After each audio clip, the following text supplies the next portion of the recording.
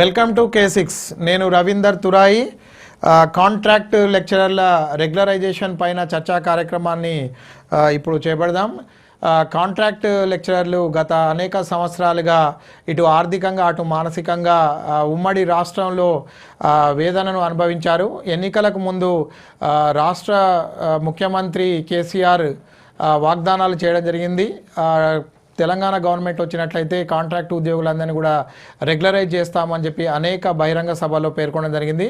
అందులో భాగంగా ఆ ప్రక్రియ అనేటువంటిది ఎక్కడి వరకు వచ్చింది, మరి ఇవాళ తెలంగాణ రాష్ట్రంలోని కాంట్రాక్ట్ లెక్చరర్లు ఎదుర్కొంటున్నటువంటి సమస్యలు ఏంటిది, వాటి ఏమి కావాలని వారు కోరుకుంటున్నారో ఇవాళ మనతో చర్చించడానికి మన K6 స్టూడియోకి విచ్చేశారు కాంట్రాక్ట్ లెక్చరర్ల సంఘం జిల్లా అధ్యక్షులు గడ్డం లక్ష్మీనారాయణ గారు. Welcome to K6 sir. So అదేవిధంగా కాంట్రాక్ట్ లెక్చరర్ల సంఘం జిల్లా ప్రధాన కార్యదర్శి కార్నే శ్రీనివాస్ గారు welcome 6 sir. Okay right sir, చెప్పండి సార్. ఉపాధ్యాయుడిని కల్పవృక్షము అని చెప్పి భారతదేశంలో పోలుస్తూ ఉంటారు. ఈ దేశ భవిష్యత్తు అనేటువంటిది తరగతి గదుల్లో నిర్మించబడుతుంది అని చెప్పి భారత మాజీ ప్రధాని ఒకప్పుడు ఉపాధ్యాయునిగా ఉన్నటువంటి సర్వేపల్లి రాధాకృష్ణ చెప్పుకోవడం జరిగింది. సో ఎక్కడైతే స్త్రీ గౌరవించబడుతుందో అక్కడ దేవతలు నాట్యం ఆడతారు అని అంటారు. కానీ ఇవాళ ఎక్కడైతే ఒక ఉపాధ్యాయుడు గౌరవించబడతాడో అక్కడ అభివృద్ధి అనేటువంటిది ఉంటుందనేటువంటిది సత్యదూరం కానటువంటిది. కానీ ఇవాళ ఒక దేవునిగా పోల్చేటువంటి ఒక ఉపాధ్యాయులు రోళ్ల మీదికి రావాల్సినటువంటి కర్మ ఎందుకు పట్టింది అని అంటారు. కలెక్టరేట్ల ముందు నిరవధిక సమ్మెకు కూర్చోవలసినటువంటి పరిస్థితి తెలంగాణలో ఎందుకు దాపురించిందని మనం భావించవచ్చు. ప్రధానంగా లక్ష్మీనారాయణ గారు మీరు చెప్పండి, అంటే కాంట్రాక్టు లెక్చరర్స్గా మీరు ఏ రకమైనటువంటి బాధల్ని ఎదుర్కొంటున్నారు, మీ బాధలు ఏంటి? అసలు దేశ నిర్మాణము మానవ వనరులపైన ఆధారపడి ఉంటుంది. మానవ వనరులు ఎక్కడైతే అభివృద్ధి చెందుతున్నారో ఆ దేశాలు అభివృద్ధి పదంలో ముందున్నాయి. అది అందరికీ తెలిసినటువంటి విషయం. మరి ఈ మానవ వనరుల అభివృద్ధి అనేటటువంటిది నాలుగు గోడల మధ్య ఉన్నటువంటి విద్య వల్లనే సాధ్యమవుతుంది. విద్యా అభివృద్ధి ఎక్కడైతే చెందుతుందో ఆ దేశం ఆర్థికంగా ముందున్నటువంటి పరిస్థితి. అయితే అటువంటి తరుణంలో మన గవర్నమెంట్ జూనియర్ కళాశాలల్లో ఉమ్మడి రాష్ట్రంలో 2000 సంవత్సరం ఆ కాలంలో అసలు ఇంటర్మీడియట్ గవర్నమెంట్ కళాశాలల్లో అధ్యాపకుడు అనేటటువంటి వాడు లేకుంటుండే. అంటే పరిస్థితి ఏంటంటే ఒక సైన్స్ విద్యార్థికి టీజీఎల్ కెమిస్ట్రీ సార్ ఉంటే ఫిజిక్స్ సార్ ఉండకపోతుండే, బాటనీ సార్ ఉంటే జువాలజీ సార్ ఉండకపోతుండే. అదేవిధంగా ఆర్ట్స్లో సివిక్స్ అధ్యాపకుడు ఉంటే మిగతా ఎకనామిక్స్ కామర్స్ అటువంటి పరిస్థితి లేనటువంటి పరిస్థితి. అటువంటి తరుణంలో 2000 సంవత్సరంలో అప్పుడున్నటువంటి చంద్రబాబు నాయుడు గారు కాంట్రాక్టు ఉద్యోగులను తీసుకోవడానికి జియో నెంబర్ 142, 143 ఇవ్వడం జరిగింది. ఆ జియో నెంబర్ 142, 143 ప్రకారము ఆనాడు డిగ్రీ మరియు గవర్నమెంట్ జూనియర్ కళాశాలలో కాంట్రాక్టు అధ్యాపకులను మెరిట్ ఆర్డర్లో అంటే 3 మెన్ కమిటీ, అంటే అందులో ఒక సబ్జెక్ట్ ఎక్స్పర్ట్ ఉంటాడు, తర్వాత ఒక ప్రిన్సిపాల్ ఉంటాడు, తర్వాత నియర్ బై ప్రిన్సిపాల్ ఉంటారు. వీరు ముగ్గురు కలిసి అప్లై చేసుకున్నటువంటి వాళ్ళల్లో డెమో పెట్టి అన్ని విద్యా ప్రమాణాలను చూసి కాంట్రాక్ట్ అధ్యాపకులను నియమించుకోవడం జరిగింది. అయితే 2000 సంవత్సరం నుండి ఈ 16 సంవత్సరాల కాలం పాటు కాంట్రాక్టు అధ్యాపకుడు వెట్టి చాకిరీ చేస్తున్నటువంటి పరిస్థితి ఉంది. అంటే అప్పుడు దాదాపు కాంట్రాక్టు విద్యా సంవత్సరము జూన్ నుండి మార్చి వరకు ఉంటుంది. మార్చిలో ఎగ్జామ్స్ నడుస్తాయి, అంటే 10 నెలల కాలం పాటు ఉంటుంది. కానీ ప్రభుత్వం పైసలకు ఆశపడిపోయి కేవలం 4 నెలలకు ఇస్తుండే. అంటే కాంట్రాక్ట్ అధ్యాపకులను నియమించేటటువంటి కాలము 4 నెలలు. అక్టోబర్లో నియమించేసి ఫిబ్రవరిలో తీసేటటువంటి పరిస్థితి ఉంటుండే. తర్వాత ఇచ్చేటటువంటి వేతనం కూడా 4-5 వేల రూపాయలు ఉండేటటువంటి పరిస్థితి. ఆనాడు కాంట్రాక్టు ఆ 4 నెలలకైనా కానీ మొత్తం సంవత్సరం మొత్తం పేద విద్యార్థులకు. సో అంటే ఇప్పుడు ప్రధానంగా సో శ్రీనివాస్ గారు మీరు ఒకసారి చెప్పండి, అంటే ఇవాళ మీరు ఇచ్చినటువంటి దాని ప్రకారం చూసినట్లయితే గత 7 సంవత్సరాలుగా కాంట్రాక్ట్ లెక్చరర్లకు నెలకు 1 సెలవు మాత్రమే ఇస్తున్నారు. వాటిని సంవత్సరానికి 22 సెలవులు మరియు 5 OHలుగా ఇవ్వాలి అని చెప్పి మీరు డిమాండ్ చేస్తూ ఇక్కడ ఒక కరపత్రాన్ని రిలీజ్ చేయడం జరిగింది. అంటే ఇది చూస్తూ అంటే కాంట్రాక్ట్ లెక్చరర్లకు నెలకు 1 సెలవు మంజూరీ చేయడం అని అంటే ఇది ఎంత దారుణమైనటువంటి పరిస్థితి ఉందని మనం అనుకోవచ్చు. అంటే ఉమ్మడి ఆంధ్రప్రదేశ్లో మనము ఈ వివక్షతకు గురి కావడం జరిగింది, లేదా అన్ని విధాలుగా దోపిడీకి గురి కావడం జరిగింది అని మనం చెప్పుకుంటున్నాము. సో ఇంతకుముందు లక్ష్మీనారాయణ గారు అన్నారు, అంటే శ్రమ దోపిడీ చేయడం జరిగింది అని. ఈవెన్ భారత రాజ్యాంగంలోనే డాక్టర్ బిఆర్ అంబేద్కర్ గారు రాసినటువంటి భారత రాజ్యాంగంలోనే శ్రమ దోపిడీ చేయకూడదు అని చెప్పి ఆదేశిక సూత్రాలలో పేర్కొనడం జరిగింది. సో ఆర్టికల్ ప్రకారం అయితే ఇక్కడ నెలకు ఒక సెలవు మాత్రమే ఉంది. దీన్ని మనం ఏ విధంగా అర్థం చేసుకోవడానికి అవకాశం ఉందని అంటారు? మీరు ఈ విషయాన్ని ప్రభుత్వం దృష్టికి తీసుకెళ్లారా? సార్, గతంలో 142, 143 ద్వారా ప్రభుత్వ జూనియర్ అండ్ డిగ్రీ కళాశాలలో అపాయింట్ అయినాం సార్. సో నాటి నుండి ఇప్పటి వరకు 16 సంవత్సరాలు ప్రభుత్వ కళాశాలలో ఉత్తీర్ణ శాతం పెంచుతున్నాం. విద్యార్థి భవిష్యత్తు బాగుపడుతుంది. మా యొక్క బాధలు, వెట్టి చాకిరి ఇవన్నీ ఉన్నాయి కాబట్టే మన ఉమ్మడి రాష్ట్రంలో ఇంత దూరమైన పరిస్థితి ఉంది కాబట్టి మన తెలంగాణ రాష్ట్ర ఉద్యమ నాయకులైనటువంటి కేసీఆర్ గారు మా వెట్టి చాకిరిని విముక్తి చేస్తామని గతంలో ఎన్నికల కంటే ముందు మేనిఫెస్టోలో ఇవ్వడం జరిగింది. తెలంగాణ రాష్ట్రము ఏర్పడ్డది, తెలంగాణ ఉద్యమంలో మేము పాల్గొన్నాము. ఆ వెట్టి చాకిరి విధానం వల్ల మా విముక్తి అవుతుంది అని తెలంగాణ రాష్ట్ర ప్రభుత్వం ఏర్పడగానే మా యొక్క బాధలని మేనిఫెస్టోలో పెట్టి ప్రభుత్వం ఏర్పడిన తర్వాత క్యాబినెట్ లో ఇవ్వడం జరిగింది. మా యొక్క ఈ లీవ్స్ అనేది సార్, గతంలో ఆ లీవ్స్ కూడా లేకుండే, ఇప్పుడు ప్రతి నెలకి ఒక సిఎల్ మాత్రమే. చాలా ఇబ్బందికరం ఉంది సార్. Okay, right. మీరు ఇంతకుముందు అన్నారు అంటే సెలవులే ఇంత దారుణంగా ఉన్నాయి, దాంతోపాటు కాంట్రాక్ట్ లెక్చరర్లు ఇటు జూనియర్ కాలేజ్ కానీ అటు పాలిటెక్నిక్ కానీ డిగ్రీ కానీ కాంట్రాక్ట్ లెక్చరర్లు 42 రోజులు సకల జనుల సమ్మెలో పాల్గొనడం జరిగింది. అంటే ఒకవేళ సమ్మెలో పాల్గొన్నట్లయితే అదే ఒక రెగ్యులర్ లెక్చరర్ అయితే కేవలం సస్పెండ్ మాత్రమే చేయగలుగుతారు. అదే కాంట్రాక్ట్ లెక్చరర్లని గత ఉమ్మడి ప్రభుత్వం కావాలంటే తొలగించేది. కానీ ఉద్యోగాలకు భయపడకుండా కాంట్రాక్ట్ లెక్చరర్లు తెలంగాణ ఉద్యమంలో తెలంగాణ విముక్తి కోసం పోరాటం చేయడం జరిగింది. అటువంటి వాళ్లకు మరి కేసీఆర్ గారు ఎష్యూరెన్స్ ఇవ్వడం జరిగింది. తెలంగాణ ప్రభుత్వం వచ్చిన తర్వాత ఈ శ్రమ దోపిడీ అనేటువంటి ఉండదు అన్నారు కదా. సో కాబట్టి దాన్ని మీరు ఎందుకు నమ్మలేకపోతున్నారు అని అంటారు? ఇట్లా చెప్తారు. ఎందుకనంటే చాలా సందర్భాలలో మేము నమ్మకానికి వంపు చేసినటువంటి పరిస్థితి ఎదుర్కొన్నాం. ఎందుకనంటే అప్పుడు పార్థసారథి మినిస్టర్గా ఉన్నప్పుడు కాంట్రాక్ట్ ఉద్యోగులను బేసిక్ పే ఇస్తా అని చెప్పేసి, తర్వాత మినిమం టైం స్కేల్ ఇస్తా అని చెప్పేసి ఒక ఫైలు దాదాపు ఫైనాన్స్ డిపార్ట్మెంట్ దాకా నడిచింది. ఆ తర్వాత కాంట్రాక్టు ఉద్యోగులకు బేసిక్ ప్లస్ డిఏ ఇస్తే ప్రతి 6 నెలలకు ఆర్థిక భారం పడుతుంది అనేటటువంటి ఉద్దేశంతో ఆ ఫైల్ను తుంగలో తొక్కి అప్పుడు జియో నెంబర్ 3 ప్రకారం కనీసము డిఏయకున్న బేసిక్ పే ఇచ్చేటటువంటి విధానాన్ని తీసుకొచ్చారు. అయితే ఆనాటి నుండి ఈనాటి వరకు అదే జియో పైన మేము 18,000 రూపాయలు బేసిక్ పే తీసుకుంటున్నాం. మరి సీఎం గారు అన్ని సభలలో, తర్వాత అన్ని పండుగలలో, తర్వాత ప్రతి క్యాబినెట్ మీటింగ్ కాగానే కాంట్రాక్ట్ లెక్చరర్ టీవీల ముందు ఎదురు చూస్తూ ఉంటాడు, మా కోసం ఏమన్నా గుడ్ న్యూస్ చెప్తాడా అనేటటువంటి ఉద్దేశం. అయితే 2.5 సంవత్సరాల నుండి ఇప్పటిదాకా మాటల మట్టుకే ఉంది, కానీ ఎక్కడ కూడా చేతలు లేనటువంటి పరిస్థితి. ఇంకో విషయం ఏంటంటే జియో నెంబర్ 16 తీసుకురావడం జరిగింది సార్, కాంట్రాక్ట్ ఉద్యోగులను రెగ్యులరైజ్ చేస్తానికి. ఇందులో చెప్పినటువంటి 6 పాయింట్లు మేము అందరం కూడా దానికి కట్టుబడి ఉన్నాం సార్. ఏంటంటే ట్రెజరీ ద్వారా జీతాలు తీసుకోవాలి, 2 జూన్ 2014 నాటికి సర్వీస్లో ఉండాలి, రెగ్యులరైజ్ చేసే నాటికి మీరందరూ కూడా ఇంకా సర్వీస్లో ఉండాలి, తర్వాత రోస్టర్ ఆఫ్ పాయింట్స్ పాటించాలా. ఇవాళ కాంట్రాక్ట్ ఉద్యోగి ప్రతి వాడు కూడా గవర్నమెంట్ జూనియర్ కళాశాలలో పనిచేసేటటువంటి వాళ్ళు ఎస్సీ, ఎస్టీ, బీసీ, మైనార్టీ వర్గాలకు సంబంధించిన వాళ్ళే ఉన్నారు. అంత పేద కాంట్రాక్ట్ అధ్యాపకులే ఉన్నారు. దాంతోపాటు చాలా మటుకు 60-70% గ్రామీణ ప్రాంతాలలో నుండి వచ్చినటువంటి వాళ్ళు ఉన్నారు. ఇవాళ వాళ్ళు ఏం చేస్తున్నారు అని అంటే గ్రామీణ ప్రాంతాల్లో పేద విద్యార్థులకు చదువు చెప్తున్నాం అనేటటువంటి ఒక మంచి ఉద్దేశంతో వాళ్ళు ఏం చేసినామనంటే ఈ అకాడమిక్ ఇయర్లో పేద విద్యార్థులు నష్టపోవద్దు అనేటటువంటి ఉద్దేశంతో డిసెంబర్ దాకా పాఠాలు చెప్పినాం సార్. నిన్నటి మట్టుకు పాఠాలు చెప్పినాం. ఎందుకనంటే పిల్లాడికి సిలబస్ కంప్లీట్ కాకుండా పరీక్షలకు పంపిస్తే ఆ పాపం మనకు వద్దని చెప్పేసి మనం ఇప్పటిదాకా ధర్మ పోరాటం చేసిన పిల్లలను న్యాయంగా ఉన్నాం కాబట్టి పిల్లలను ఎగ్జామినేషన్కి ప్రిపేర్ చేయించి సిలబస్ అంతా కంప్లీట్ చేసే ప్రభుత్వం దృష్టికి మా సమస్యను తీసుకుపోతున్నాం. ప్రభుత్వాన్ని కూడా మేము న్యాయంగా ఏమడుగుతున్నామని సార్, జియో నెంబర్ 3 ప్రకారము 18,000 రూపాయలు ఇచ్చారు సార్ బేసిక్ పే.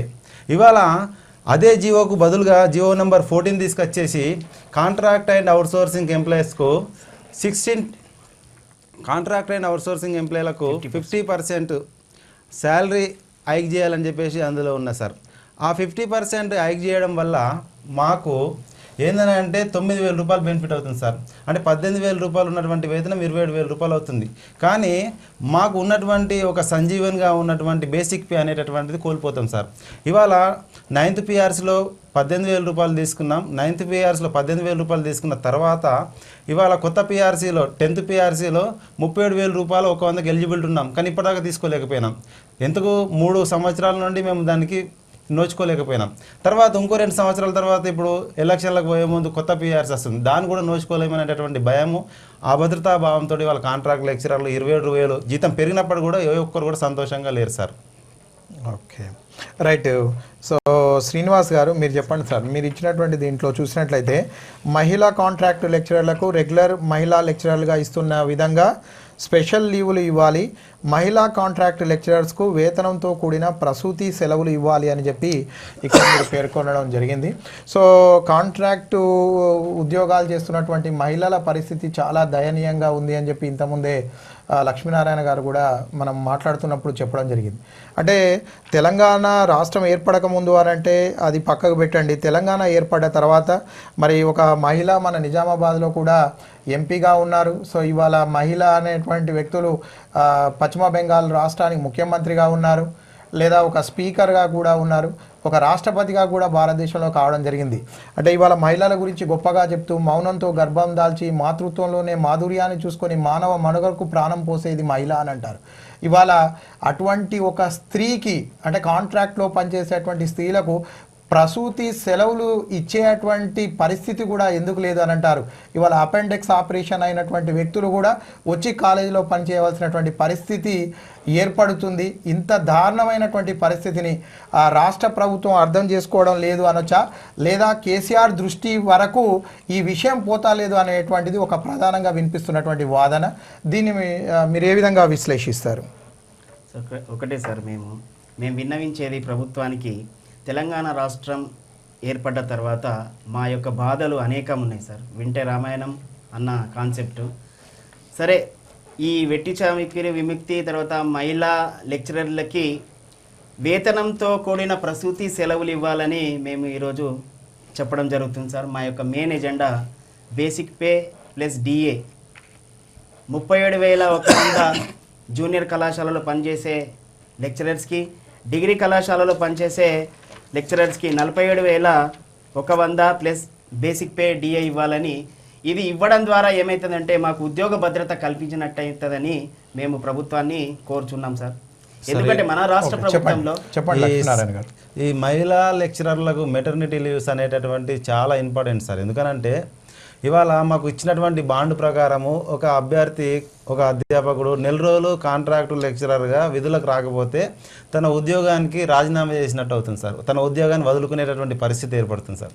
ఇవాళ మహిళా అధ్యాపకులు మాతృత్వాన్ని సైతము త్యాగం చేసి మాతృత్వానికి దూరం ఉండి వాళ్ళ కాంట్రాక్ట్ అధ్యాపకులు పిల్లలకు చదువు చెప్తారు సార్. అంటే మనం గతంలో ఒక్క దగ్గర విన్నాం, హెయిర్ హోస్టెస్ ఉద్యోగాలకు చెందినటువంటి వ్యక్తులే ఇలా మాతృత్వానికి కూడా దూరం అయ్యేటువంటి పరిస్థితి ఉన్నది. అంటే ఇవాళ తెలంగాణ రాష్ట్రం ఏర్పాటు చేసుకున్న తర్వాత తెలంగాణలో ఉన్నటువంటి మహిళలు ఇంత దౌర్భాగ్యమైనటువంటి స్థితిలో ఉన్నారు అనేటువంటిది పరిస్థితి ఉన్నది సార్. దారుణంగా ఏంటంటే మాతృత్వం అనేటటువంటి దేవుడిచ్చిన వరం సార్.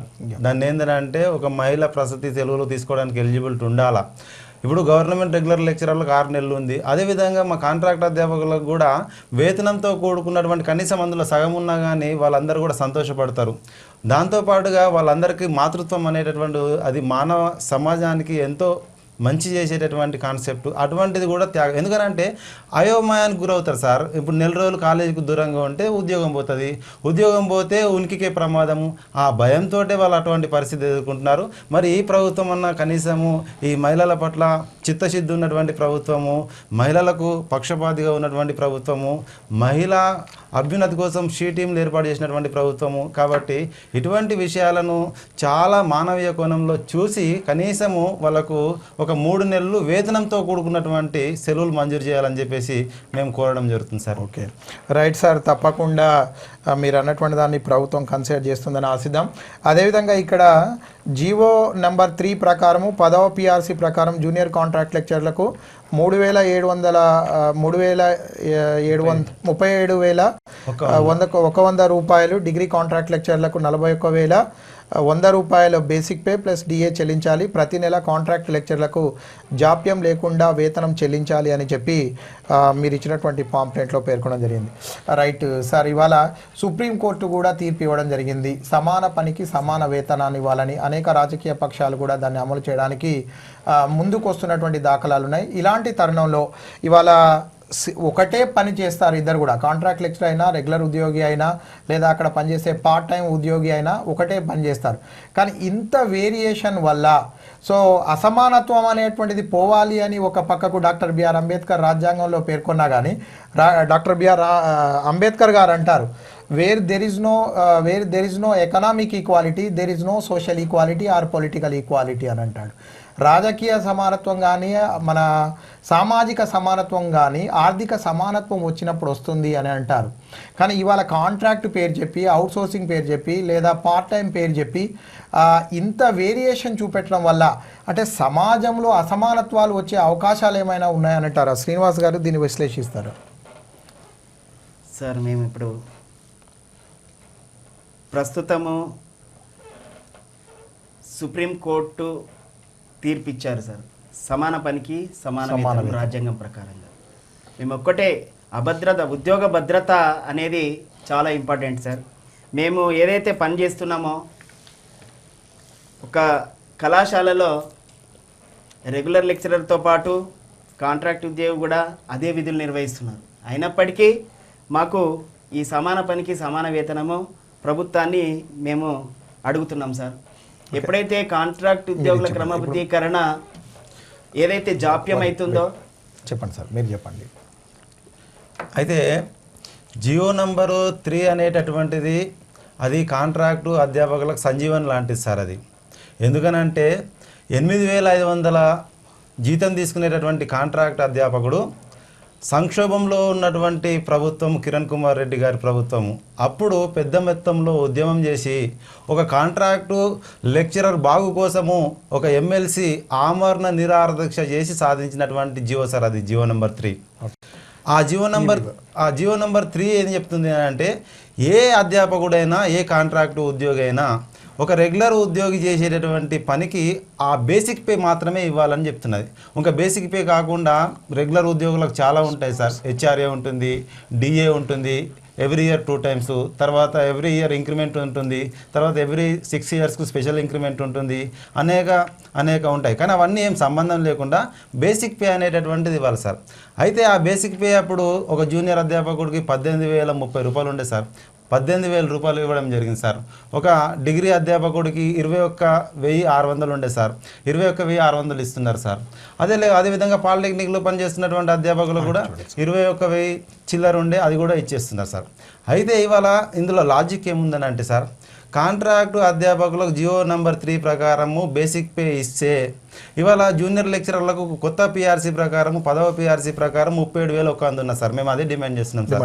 మళ్ళీ ఏంటంటే మేము ప్రతిసారి కళాశాలను మానేసి ఓకే అంటే లక్ష్మీనారాయణ గారు, మీరు అనేది ఏంటి అని అంటే, తెలంగాణ ప్రభుత్వము రెగ్యులరైజ్ చేస్తా అన్నది, దానికోసం ప్రత్యేకంగా ఒక కమిటీ కూడా వేయడం జరిగింది. సో వివిధ రాష్ట్రాలను తిరిగి అధ్యయనం చేయడం జరిగింది. త్వరలో రెగ్యులరైజేషన్ అనేటువంటిది అవుతుంది అని చెప్పి రాష్ట్ర ముఖ్యమంత్రియే ప్రకటించారు. సో అది ఆలస్యం అవుతుంది కాబట్టి అప్పటి వరకు మీరు ఏమడుగుతున్నారు సార్? జియో 3 ప్రకారము బేసిక్ పే ప్లస్ చెల్లించాలి.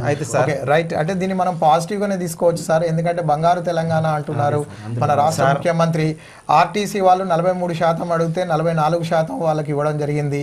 సో ఉద్యోగులు కని విని ఎరగని రీతిలో భారతదేశానికి స్వాతంత్రం వచ్చిన తర్వాత మన తెలంగాణ రాష్ట్రంలో కని విని ఎరగని రీతిలో 43%, ఒకసారి కళ్ళు తిరిగిపోయి, ఏ రాష్ట్ర ముఖ్యమంత్రికి ఇప్పుడు తెలంగాణ ఏర్పడి 50 సంవత్సరాలు, ఆంధ్రప్రదేశ్ ఏర్పడి 50 సంవత్సరాలు దాటినా కానీ ఏ ముఖ్యమంత్రికి కూడా ఈ విధంగా పాలాభిషేకాలు చేసినటువంటి దాఖలాలు లేవు. ప్రభుత్వ ఉద్యోగులు వాళ్ళ ఉద్యోగం వాళ్ళు సక్రమంగా చేస్తూ, క్రమశిక్షణ చేస్తూ అభివృద్ధి కోసం పాటుపడ్డారు. కానీ కేసీఆర్ గారికి అన్ని విధాలుగా పాలాభిషేకాలు చేయడం జరిగింది. సో ఇప్పుడు ఇది పెద్ద విషయం కాదు కాకపోవచ్చు, కానీ మీరు అంటూ ఉన్నారు, అనేక మంది అంటూ ఉన్నారు, అంటే కాంట్రాక్ట్ ఉద్యోగుల యొక్క బాధ ఏదైతే ఉన్నదో ముఖ్యమంత్రి వరకు పోవడం లేదు, మధ్యలోనే దాన్ని తొక్కిపడుతున్నారు అనేటువంటిది. సో దీన్ని మీరు ఏ విధంగా? అదే సార్, అందుకోసమే గౌరవ ముఖ్యమంత్రి గారు కాంట్రాక్టు పక్షపాతి, ఆయనకు న్యాయం అనిపిస్తే చేస్తాడు అనేటటువంటి ఉద్దేశంతో వాళ్ళ ముఖ్యమంత్రి సార్ దృష్టికి పోవాలనే సార్ సొంత నియోజకవర్గమైనటువంటి గజ్వేల్ నుండి మేము పాదయాత్ర చేసినాం సార్. ఎందుకు చేసినామంటే ముఖ్యమంత్రి సార్ దృష్టికి పోవాలి ఈ ఇష్యూ, ఇది మధ్యలోనే నలిగిపోకూడదు. అందుకని ముఖ్యమంత్రి గారి పైన నమ్మకం ఉండే ఇవాళ మేమేం పెట్టినాం సార్ ఫ్లెక్సీలో, కేసీఆర్ సార్ మా దిక్కు చూడు. ఎందుకు అని అంటే మా దిక్కు చూస్తే కనీసము మా అభద్రతాభావం అనేటటువంటిది మీకు తెలుస్తుంది అనేటటువంటి ఉద్దేశంతో. తర్వాత మెయిన్గా కాంట్రాక్టు ఉద్యోగులను రెగ్యులరైజ్ చేస్తా అని చెప్పేసి మన భగవద్గీతతో సమానమైనటువంటి మేనిఫెస్టోలో పెట్టినా అని చెప్పడం జరిగింది సార్. అయితే మేనిఫెస్టో కేసీఆర్ గారు ఏమన్నాడు ఒక సందర్భంలో, మేనిఫెస్టో అనేటటువంటిది భగవద్గీత, దాన్ని మేము మనమ తిప్పకుండా అమలు చేస్తాం అని చెప్పడం జరిగింది సార్. అయితే మాకు కూడా అంతే విశ్వాసం ఉన్నది సార్. అయితే ఇంకోటి ఏంటంటే కేసీఆర్ గారు మన మేనిఫెస్టోలో పెట్టిన అనేక అంశాలు కూడా ఇవాళ వెల్ఫేర్ స్కీమ్లో అమలు చేస్తున్నారు సార్. షాదీ వరకు కళ్యాణ లక్ష్మి, ఇంత పెద్ద 40,000 కోట్ల విలువ చేసేటటువంటి వాటర్ గ్రిడ్ ప్రాజెక్ట్ చెప్పలేదు సార్ అప్పుడు. కానీ కాంట్రాక్ట్ లెక్చరర్లు అనేక కేసీఆర్ నోరుతోడు కేసీఆర్ గారే చెప్పారు సార్, కాంట్రాక్ట్ లెక్చరర్లు అంటే పరాయి వాళ్ళు కాదు, కాంట్రాక్టు ఎంప్లాయీస్ అని అంటే వెట్టి చాకిరితో కూడుకున్నటువంటి వ్యక్తులు, కాబట్టి వాళ్ళకి న్యాయం చేయాలా. కేసీఆర్ గారు ముఖ్యమంత్రి కాగానే కాంట్రాక్టు వ్యవస్థ అనేటటువంటిది ఉండకూడదు, కాంట్రాక్టు ఎంప్లాయీసే ఉండకూడదు, అందరినీ రెగ్యులరైజ్ చేస్తా అని చెప్పేసి మొదటి క్యాబినెట్ మీటింగ్లో ఎజెండా 6 కింద మమ్మల్ని చేర్చి క్యాబినెట్లో కూడా అప్రూవల్ చేసిరు సార్. క్యాబినెట్లో అప్రూవల్ చేసి జియో నెంబర్ 16 తీసుకొచ్చారు సార్. జియో నెంబర్ 16 తీసుకొచ్చిన తర్వాత గెజిట్ తీసుకొచ్చారు సార్. గెజిట్ తీసుకొచ్చిన తర్వాత ఇవాళ కోర్టులో కేసులు ఉన్నాయి, తర్వాత సాంకేతికపరమైనటువంటి అంశాలు ఉన్నాయని చెప్పేసి కాలయాపన చేస్తే చాలామంది అభద్రతాభావానికి లోనవుతున్నారు సార్. మెయిన్గా ఏంటంటే కేసీఆర్ పైన ఇప్పటికి కూడా నమ్మకం ఉన్నది సార్. మా దేవుడు కేసీఆర్ మాకు అన్ని వేళలా మాకు సహకరిస్తాడు, మా కోసం ఎంతకైనా అని మా కోసం నిలుస్తాడు అనేటువంటి ఒక విషయం కాంట్రాక్ట్ అధ్యాపకుల్లో బలంగా ఉన్నది సార్. అందుకోసమే ఈ 2.5 సంవత్సరాలలో కేసీఆర్ గారికి పాలాభిషేకం తప్ప మేము చేసినటువంటి ప్రోగ్రామ్ మీద లేదు సార్. Okay, right sir.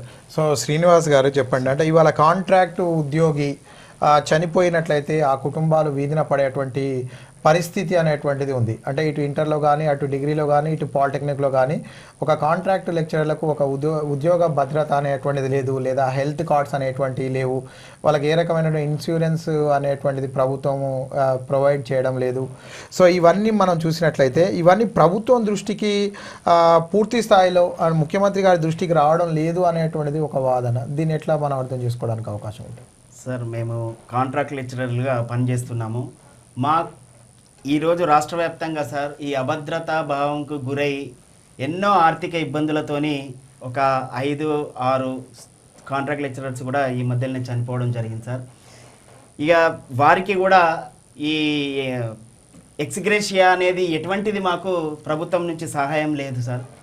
అది మేము విన్నవించేది ఒకటే, ఒక ఆర్టీసీ బస్సులో ప్రయాణం చేస్తే వాళ్ళకి ఇన్సూరెన్స్ ఉంది సార్, కానీ మేము 16 సంవత్సరాల నుంచి ఈ ప్రభుత్వ కళాశాలలో పనిచేస్తున్నాం, మాకు ఎటువంటి కూడా ఎక్స్గ్రేషియా లేదు, దాన్ని కూడా కావాలని మేము కోరుతున్నాం. హెల్త్ కార్డులు కూడా లేవు సార్, మాకు ఆరోగ్యశ్రీ హెల్త్ కార్డులు కూడా లేవు. అంటే 16 సంవత్సరాల నుండి గ్రామీణ పేద విద్యార్థులకు విద్యను బోధిస్తున్నటువంటి కాంట్రాక్టు అధ్యాపకుడు ఇవాళ మాక్లూరులో పనిచేస్తున్నటువంటి విక్రమ్ రెడ్డి అనేటటువంటి కాంట్రాక్ట్ అధ్యాపకుడు సార్ అకాల మరణం చెందితే ప్రభుత్వం నుండి ₹1 వచ్చేటటువంటి పరిస్థితి లేదు. దాంతోపాటుగా ఇవాళ కాంట్రాక్ట్ అధ్యాపకులు అందరూ కలిసి ఒక రోజు వేతనము ఆ కుటుంబానికి ఇచ్చి ₹2,30,000 ఆ కుటుంబానికి మేము ఇస్తే తప్ప ఆర్థిక సాయం చేసినాం అటువంటి పరిస్థితి లేదు సార్. కలుపుకొని క్యాంపులో కానీ contract lecturer association, regular association అందరం కలిపి ఒక ₹2.5 లక్షల చేసి కుటుంబం నిలబడ్డది సార్. ఇవాళ అనేక సందర్భాలలో మేము చెప్తున్నాం సార్, మాకు రేషన్ కార్డు లేదు సార్. కాంట్రాక్ట్ ఉద్యోగం ఉన్నా కాబట్టి నీకు రేషన్ కార్డు లేదు. తర్వాత కాంట్రాక్టు ఉద్యోగం చేస్తున్నందుకు మా పేరెంట్స్ ఓల్డేజ్ ఉన్నా కానీ వాళ్ళకు పెన్షన్ లేదు సార్. ఎవరైనా గ్రామీణ ప్రాంతాల నుండి పనిచేస్తున్నటువంటి కాంట్రాక్ట్ ఉద్యోగి ఏదైనా బీడీ వర్కర్గా ఉంటే పెన్షన్ లేదు సార్. అంటే మాకు ఏ విధమైనటువంటి గవర్నమెంట్ బెనిఫిట్స్ ఏం లేవు సార్. ఓన్లీ కాంట్రాక్ట్ ఉద్యోగం. ఇంకోటి సార్, వేతనాలు కూడా ప్రతి 4 నెలలకు 3 నెలలకు వస్తాయి. ఈ సంవత్సరమే జూన్లో వచ్చినటువంటి జూన్, జూలై, ఆగస్టులో వచ్చినాయి సార్.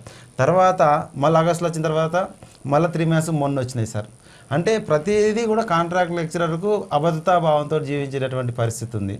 ఇవాళ కాంట్రాక్ట్ కుటుంబాలందరూ కూడా ఎట్లయినా కానీ సార్ ఏంటంటే మేము 32 సంవత్సరాలకు కాంట్రాక్ట్ అధ్యాపకుడిగా జాయిన్ అయినాం సార్. ఇవాళ 16 ఏళ్ళ సర్వీస్ అయిపోయింది. కాంట్రాక్ట్ అధ్యాపకుల వయసు 54 సంవత్సరాలు వచ్చింది సార్. ఇంకా 4-5 ఏళ్ళ సర్వీస్ ఉన్నది. ఇంకా ఈ 4-5 ఏళ్ళ సర్వీస్లో గవర్నమెంట్ నుండి ఏమైనా పెద్ద బెనిఫిట్ వస్తే మాకు భవిష్యత్తు ఒక మార్గం ఏర్పడుతుంది అనేటటువంటి ఉద్దేశంతో ఉన్నారు. Okay, right. శ్రీనివాస్ గారు, మన కాంట్రాక్ట్ లెక్చర్ల సమస్య అనేటువంటిది మనం డిస్కషన్ చేసినప్పుడు మన రాష్ట్ర ఉప ముఖ్యమంత్రి విద్యాశాఖకు చెందినటువంటి మంత్రి గారు కూడా గతంలో లెక్చరర్గా పనిచేశారు. వారు కూడా సానుకూలంగానే ఉన్నారు అనేటువంటిది మనం అనేక సందర్భాలలో ఎక్కడి మీటింగ్ పైన కడియం శ్రీహరి గారు అంటున్నారు, కాంట్రాక్ట్ లెక్చరర్ల సమస్య త్వరలో పరిష్కారం అవుతుంది, సో కొన్ని చిన్న చిన్న ప్రాబ్లమ్స్ ఉన్నాయి కాబట్టి వాటిని చర్యలు తీసుకుంటాము అని అంటున్నారు. కానీ జెన్యూన్గా చూసినప్పుడు ఇవాళ కాంట్రాక్ట్ లెక్చర్లో ఏదో పర్సెంటేజీ, డిస్ట్రిక్ట్ యావరేజ్ పర్సెంటేజీ అది లేకుంటే తొలగిస్తాము అనడం ఏదో దాని గురించి చెప్పండి మీరు. సార్, మాకు ఈ ప్రభుత్వ జూనియర్ కళాశాలలో పనిచేస్తున్న కాంట్రాక్ట్ అధ్యాపకులకి డిస్ట్రిక్ట్ యావరేజ్ అనేది ఈరోజు మాకు అది మానసికంగా వేధిస్తుంది సార్. ఎందుకు అంటే అక్కడ ఒక విద్యార్థి క్లాసులకే రాలేకపోతే వాళ్ళని కూడా మమ్మల్ని బాధ్యులను చేయడం అనేది మాకు చాలా ఇబ్బంది. సపోజ్ ఒక 20 మంది ఎగ్జామినేషన్ ఫీజు కట్టారు, 20 మంది అక్కడ అటెండెన్స్ ఉండి ఒక 5 మంది రాకున్నా కానీ 5 మంది వాళ్ళు క్లాస్కి వచ్చినట్లయితే వాళ్ళు ఖచ్చితంగా క్లాస్ విని వాళ్ళు పాస్ అయ్యే అవకాశాలు ఉన్నాయి సార్. ఈ అటెండెన్స్ లేకుండా కూడా ఉండడం వల్ల కూడా మాకు అనేక కారణాల వల్ల కూడా ఈ డిస్ట్రిక్ట్ యావరేజ్ అనేది ఉంది. ఈ డిస్ట్రిక్ట్ యావరేజ్ అనేది సార్ ఇది విద్యార్థి కళాశాలల్లో ఉండడం అనేటటువంటిది ఆర్థిక, సామాజిక అన్ని కోణాలు ఉంటాయి సార్. పిల్లాడు ఆ ఇంటికాడ ఆర్థిక పరిస్థితి బాగాలేకుంటే కాలేజీకి రాడు. ఇంటికాడ అతనికి పొలం ఉంటుంది, పొలం పనులకు పోయేటటువంటి పరిస్థితి ఉంటుంది. ఇంకోటి ఏంటంటే ఈ గ్రామీణ ప్రాంతాలలో ముఖ్యంగా మనం నిజామాబాద్ జిల్లాలకు వాళ్ళ పేరెంట్స్ సార్ అందరూ తండ్రులందరూ కూడా దుబాయ్కి పోతారు. ఇంటికాడ పనులన్నీ కూడా పిల్లలు చూసుకోవాలి. కాబట్టి పిల్లలు కళాశాలలకు రాకుండా ఉండడం వల్ల మాకు వాళ్ళకు బోధించేటటువంటి అవకాశమే లేదు. దానివల్ల పిల్లలు కళాశాలకు రారు, మాకు బోధించేటటువంటి అవకాశం ఉండదు. కాలేజీలో ఏదో ఒక కారణం వల్ల పర్సంటేజ్ అనేటటువంటి తగ్గిపోతే ఇమ్మీడియట్గా కాంట్రాక్ట్ లెక్చరర్ పైన ఒత్తిడి తీసుకొచ్చేటటువంటి పరిస్థితి ఉంటుంది సార్. ఇవాళ ప్రభుత్వాలు ప్రిన్సిపాల్ పైన రైట్ అంటే ఒక పక్కకు అటు కేంద్రంలో నరేంద్ర మోడీ కానీ రాష్ట్రంలో కేసీఆర్ కానీ స్కిల్ డెవలప్మెంట్ అనేది యూత్లో ఎక్కువగా ఉండాలి అని చెప్పి అటు కేటీఆర్ కానీ సో ఈ టాస్క్ అనేటువంటి ప్రోగ్రామ్స్ కానీ స్కిల్ డెవలప్మెంట్ అనేటువంటిది జరుగుతుంది. అంటే ఇక్కడ పాస్ పర్సెంటేజ్ అనేటువంటిది క్రైటీరియా అనేటువంటిది అభివృద్ధి చెందిన దేశాల్లో మనం చూడం. ఇవాళ అమెరికా కానీ బ్రిటన్ కానీ ఫ్రాన్స్ యొక్క దేశాల యొక్క ఎడ్యుకేషన్ సిస్టమ్ని చూసినప్పుడు విద్యార్థిలో నిద్రాణంగా దాగి ఉన్నటువంటి శక్తిని మేల్కొల్పడం, ఓవరాల్ డెవలప్మెంట్ అనేది ముఖ్యమైనటువంటిది. కానీ సో ఇక్కడ పాస్ అయినంత మాత్రాన అతని యొక్క అది కాదు. ఇంకొకటి ఈ పాస్ పర్సెంటేజీయే ఒకవేళ క్రైటీరియా అని తీసుకున్నప్పుడు ఆ విద్యార్థి పైన మానసికమైనటువంటి ఒత్తిడి కూడా వచ్చేటువంటి అవకాశం సార్. ఇది అప్పుడున్నటువంటి ప్రభుత్వాలు కాంట్రాక్ట్ లెక్చరర్లు రెగ్యులరైజేషన్ అడగద్దు, కాంట్రాక్ట్ లెక్చరర్లు మాకు వేతనాలు పెంచని అడగద్దు, కాంట్రాక్ట్ లెక్చరర్లు మాకు సకాలంలో జీతాలు ఇవ్వని అడగద్దు అంటే ఏం చేయాలా? వాళ్ళకు ఒక గుదిబండ లాంటిది తీరని కష్టాన్ని ముందర పెట్టాలా, దానికి తల్లడిల్లుతూ వాళ్ళు మానసికంగా బాధపడాలా అనేటటువంటి ఉద్దేశం తప్ప ఇక్కడ అటు విద్యార్థికి లాభం లేదు, ఇక్కడ అధ్యాపకుడికి లాభం లేదు, తర్వాత సొసైటీ కూడా లాభం లేదు సార్. ఏమవుతుంది అని అంటే ప్రభుత్వాలు ప్రిన్సిపాల్ పైన ఒత్తిడి తీసుకొస్తే, ప్రిన్సిపాల్ కాంట్రాక్ట్ అధ్యాపకుల పైన ఒత్తిడి తీసుకొస్తే, కాంట్రాక్ట్ అధ్యాపకులు పేద విద్యార్థుల పైన లక్ష్మీనారాయణ గారు సార్. సో సమయాభావం వల్ల చివరిగా మీరు చెప్పండి, అంటే ఇప్పుడు ప్రస్తుతం మీరు రాష్ట్రంలోని వివిధ ప్రాంతాల్లో కలెక్టరేట్ల దగ్గర ఈ నిరవధిక సమ్మె కార్యక్రమాన్ని చేస్తున్నారా? చేస్తున్నాం సార్. ఓకే, సో మీ యొక్క ఏమి కోరుకున్నట్లయితే మీరు నిరవధిక సమ్మెను విరమిస్తారు? ఒకసారి చెప్పండి. గౌరవ ముఖ్యమంత్రి గారు చెప్పిన దాని ప్రకారం కాంట్రాక్టు ఉద్యోగులందరినీ రెగ్యులరైజ్ చేస్తా అన్నారు సార్. దాని ప్రకారం మేము ఆశించినాం సార్. ఇవాళ గౌరవ ముఖ్యమంత్రి గారు చెప్పిండ్రు, దాంట్లో ఏదన్నా సాంకేతిక పరమైనటువంటి ఇబ్బందులు ఉంటే ఆ సాంకేతిక పరమైనటువంటి ఇబ్బందులను ప్రభుత్వమే వెకెట్ చేయాలి సార్. ప్రభుత్వమే వెకెట్ చేయించేసి కాంట్రాక్ట్ ఉద్యోగులకు రెగ్యులరైజ్ అయ్యేంత మటుకు 10వ పిఆర్సీ ప్రకారం బేసిక్ పే ఇవ్వాలి సార్. దాంతోపాటుగా నాన్ శాంక్షన్ ఉన్నటువంటి పోస్టులన్నింటిని కూడా శాంక్షన్ చేయాలి సార్. దాంతోపాటుగా అందరికీ ప్రతి నెల 10 నెలలు వేతనాన్ని ఇచ్చేటటువంటి పరిస్థితి ఉంది సార్. ఇప్పుడు 10 నెలలు కాకుండా మొత్తం 12 నెలలు వేతనం ఇవ్వాలి సార్. దాంతోపాటుగా ఎంత వీలైతే అంత తొందరగా కాంట్రాక్ట్ ఉద్యోగులను రెగ్యులర్ చేసేటటువంటి ప్రక్రియ మొదలు పెట్టాలి సార్. దానికి మేము అన్ని వేళలా సహకరిస్తాం సార్. ఇవాళ కూడా గవర్నమెంట్ చర్చలకు పిలిచి మీకు ఈ పెరిగినటువంటి వేతనము కాకుండా ఇంకేమైనా బెనిఫిట్ చేస్తా అంటే మేము సంతోషంగా కళాశాలలకు పేద విద్యార్థులకు బోధిస్తాం సార్. కాకపోతే గవర్నమెంట్ ఎక్కడ మమ్మల్ని చర్చలకు పిలవకుండా మిమ్మల్ని ఇంతే అనేటటువంటి భావన ఉండడం వల్ల అబద్ధతా భావన లోనైనటువంటి పరిస్థితి ఉంది సార్. Okay, right sir.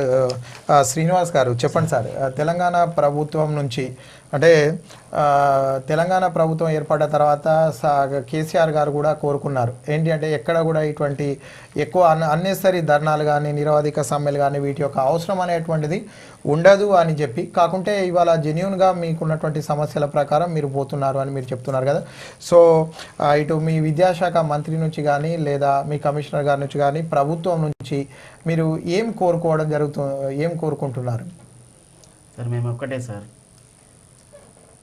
ఎప్పుడైతే కాంట్రాక్ట్ అధ్యాపకుల రెగ్యులరైజేషన్ పైన కమిటీ వేయడం జరిగింది, ప్రభుత్వ ప్రధాన కార్యదర్శి తర్వాత విద్యాశాఖ మంత్రులు వీరందరూ కమిటీ ఏర్పాటు చేయడం జరిగింది, క్యాబినెట్లో నిర్ణయం చేయడం జరిగింది, గజిట్ నోటిఫికేషన్ రావడం జరిగింది. సో ఏదైతే కోర్టు కేసు అయితే ఏదైతే ఉందో ఆ తీర్పు వచ్చే వరకు ఆ లోపు మాకు కాంట్రాక్టు ఉద్యోగులందరికీ బేసిక్ పే డిఏ ఇవ్వాలని మేము ప్రభుత్వాన్ని విన్నవిస్తున్నాం సార్. ఓకే, చివరిగా లాస్ట్ లక్ష్మీనారాయణ గారు మీరు చెప్పండి సార్. సో ఇంకా ప్రభుత్వం నుంచి కానీ లేదా మీరు ఏం కోరుకుంటున్నారు? సార్ మాకు కేసీఆర్ పైన పూర్తి నమ్మకం ఉంది. కేసీఆర్ మా దైవము, చేస్తారని మేము ఆశిస్తున్నాం. దాంతోపాటుగా మా సమస్యను ఇంత పెద్ద మొత్తంలో ప్రజల దృష్టికి తీసుకొచ్చినందుకు K6 ఛానల్ వారికి మరొకసారి ధన్యవాదాలు తెలుపుతున్నాం సార్. ఓకే ఓకే, రైట్ అండి. సో తప్పకుండా రాష్ట్ర ముఖ్యమంత్రి బంగారు తెలంగాణ వైపు అడుగులు వేయాలని ఆశిస్తున్నారు. సో బంగారు భవిష్యత్ అనేటువంటి తరగతి గదుల్లో ఉంటుంది. ఆ తరగతి గదుల్లో ఉపాధ్యాయుడు ప్రశాంతంగా ఉంటేనే జాతి మెచ్చే రత్నాలుగా విద్యార్థులను తయారు చేయగలుగుతాడు. కాబట్టి కాంట్రాక్ట్ లెక్చరర్ల యొక్క సమస్యను పాజిటివ్గా తీసుకొని జీవో నెంబర్ 3 ప్రకారం 10వ PRC ప్రకారం జూనియర్ కాంట్రాక్ట్ లెక్చరర్లకు నెలకు 37,100 రూపాయలు, డిగ్రీ కళాశాలల కాంట్రాక్ట్ లెక్చరర్లకు 47,100 రూపాయలు బేసిక్ మరియు డిఏ చెల్లించాలని, ప్రతి నెల కాంట్రాక్ట్ లెక్చరర్లకు జాప్యం లేకుండా వేతనాలు చెల్లించాలనే కోరికతోని నిరావధిక సమ్మెకు దిగినటువంటి వీళ్ళను ప్రభుత్వం పాజిటివ్గా తీసుకుంటుందని, వీళ్ళ సమస్య సత్వరమే పరిష్కారమై వీళ్ళు కళాశాలలకు వెళ్ళి గ్రామీణ ప్రాంతాల్లో ఉన్నటువంటి పేద విద్యార్థుల భవిష్యత్తును బంగారంగా తీర్చిదిద్దాలని ఆశిద్దాం. థ్యాంక్ యూ లక్ష్మీనారాయణ గారు, అదేవిధంగా శ్రీనివాస్ గారు, మీరు K6 స్టూడియోకి విచ్చేసి మీ ఆలోచనల్ని పంచుకున్నందుకు, మా సమస్యను K6 ద్వారా ప్రేక్షకులకు అందజేసినందుకు ధన్యవాదాలు sir. Okay, thank you sir. So ఇది ఈనాటి చర్చా కార్యక్రమం. తిరిగి ప్రసారమయ్యే చర్చా కార్యక్రమంలో మళ్ళీ కలుసుకుందాం. అంతవరకు చూస్తూనే ఉండండి K6.